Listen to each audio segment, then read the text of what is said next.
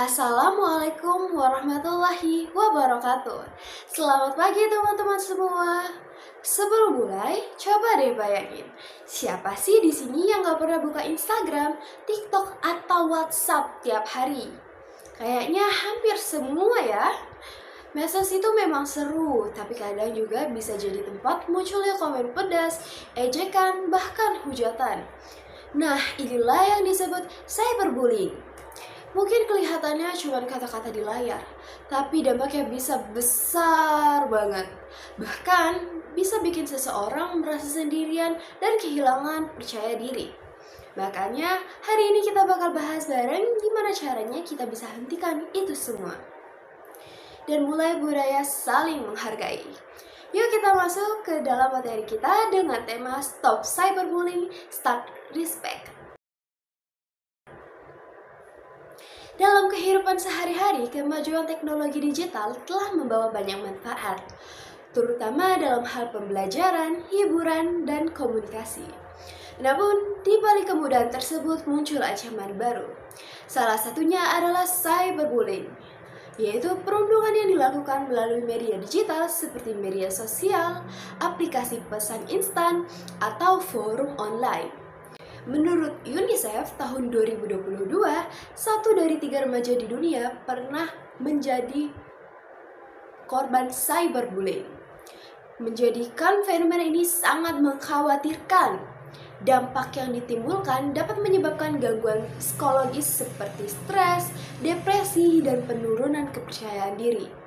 Ini juga dapat memengaruhi hubungan sosial dan prestasi akademik korban.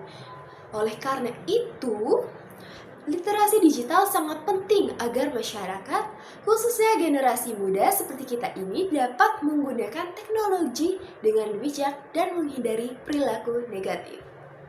Apa itu cyberbullying?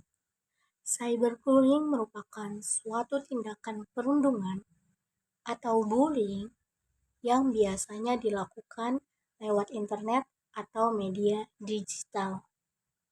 Jadi, kalau biasanya bullying terjadi di sekolah ataupun lingkungan sekitar, saat ini di era digital, orang lain juga bisa terkena cyberbullying yang terjadi lewat handphone, laptop, maupun media sosial.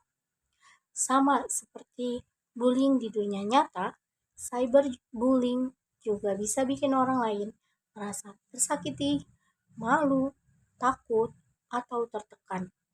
Tapi bedanya, ini terjadi di dunia online. Ada beberapa bentuk nyata cyberbullying yang marak terjadi di media sosial akhir-akhir ini. Yang pertama, komentar kasar atau ejekan yang ditulis di media sosial.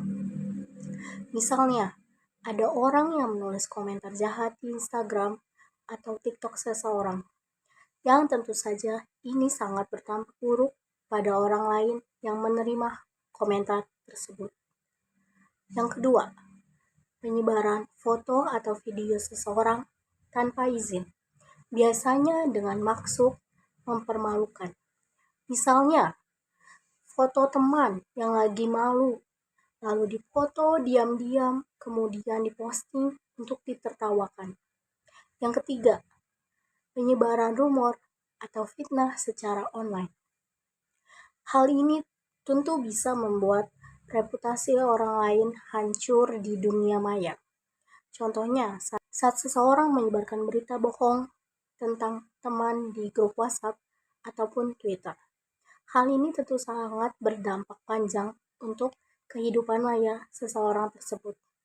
Hinduja dan Pacin, dua peneliti yang banyak meneliti cyberbullying, menjelaskan bahwa fenomena ini tidak hanya menyakiti korban secara emosional, tetapi juga meningkatkan risiko menurunnya prestasi akademik dan menurunnya kualitas hubungan sosial. Jadi, dampaknya bukan hanya online, tapi juga sangat terasa di kehidupan nyata.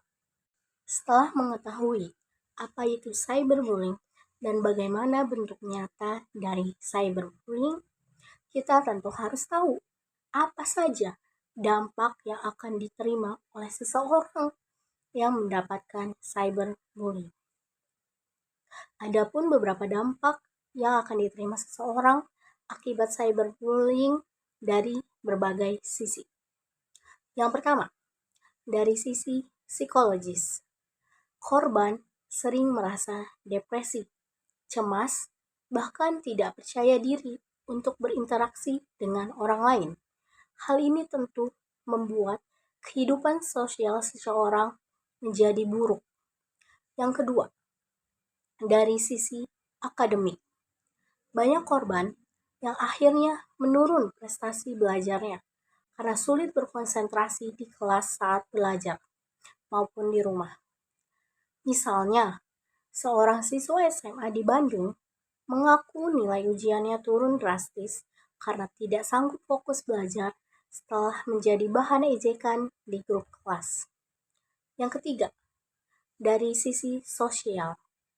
Korban biasanya cenderung menarik diri dari pergaulan. Mereka merasa dunia maya maupun dunia nyata tidak lagi aman bagi mereka. Yang keempat, dalam kasus ekstrim, seperti yang diteliti oleh Livingstone dan Smith pada tahun 2014, cyberbullying bisa memicu keinginan untuk mengakhiri kehidupan. Dengan kata lain, dampaknya sangat serius, tidak bisa dianggap sepele, dan butuh perhatian dari semua pihak. Pihak sekolah, orang tua, pemerintah, serta kita sebagai generasi muda. Baik, yang selanjutnya yaitu saran dan tips. Yang pertama yaitu pikir sebelum posting. Di mana kita pernah mendengar lebih baik mencegah daripada mengobati, sama halnya dalam menghadapi tindakan cyberbullying yang sedang ramai di media sosial saat ini. Di mana lebih baik mencegah dan hati-hati dalam memposting sesuatu untuk menghindari hal-hal yang tidak diinginkan seperti komentar-komentar negatif yang dapat menjatuhkan diri sendiri. Kemudian yang kedua, jangan balas komentar negatif dengan emosi. Dimana jangan sampai kita terbawa emosi oleh kata-kata negatif dari orang-orang yang di dalamnya terdapat kata-kata seperti menjatuhkan ataupun yang membuat kita emosi. Karena ketika kita terbawa emosi, kita juga akan terbawa ke dalam masalah tersebut dan akan mempersulit masalah tersebut dan tidak mendapatkan solusi yang diinginkan. Selanjutnya yaitu blokir dan laporkan akun pelaku. Ini adalah salah satu saran yang baik dan sangat gampang untuk dilakukan, karena jika seseorang terus-menerus mengganggu atau men-spam akun kita, lebih baik mereka dibatasi kontak kepada mereka dan mengurangi serangan. Selanjutnya yaitu beri dukungan atau memberikan dukungan. Bicarakan perasaan Anda kepada orang yang Anda percayai, atau seperti curhat kepada teman dekat ataupun kepada orang tua ataupun ke kakak atau siapapun itu, untuk melegakan pikiran dan hati. Seperti teman-teman Anda akan memberikan Anda dukungan ataupun saran seperti nasihat begitu. Yang terakhir yaitu menyebarkan konten positif, di mana para korban yang sudah terpuruk ataupun mentalnya sudah tersakiti, kita bisa melakukan penyebaran konten positif, di mana yang berisi kata-kata bijak, nasihat, dan juga saran-saran positif yang dapat membangun. Yang terakhir yaitu setiap kata di dunia digital memiliki dampak nyata. Gunakan internet untuk membangun, bukan menjatuhkan.